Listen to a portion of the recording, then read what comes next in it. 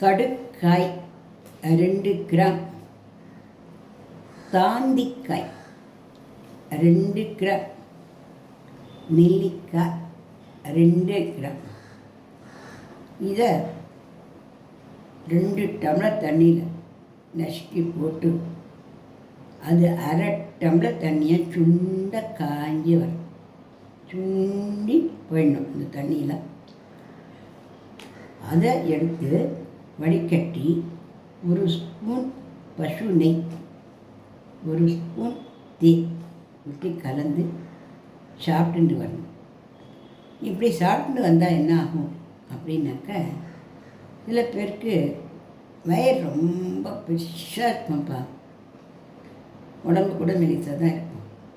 அந்த மாதிரி தொப்பையாகிட்டதுனால அவளுக்கு கொஞ்சம் பிரச்சனையாக இருக்கும் இல்லையா?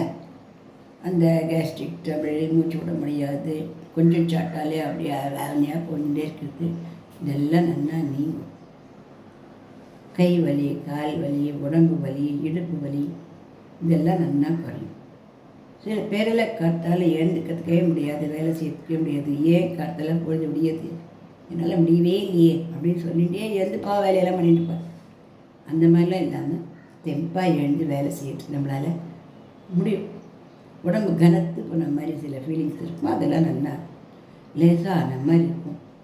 நல்லா பசிக்கும், நல்லா தாகம் எடுக்கும், நல்லா சாப்பிட முடியும்.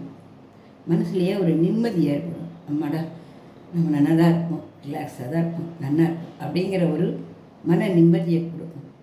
உடம்பு நிம்மதியாகி மனசு நிம்மதியான இளமையும் திரும்பும்.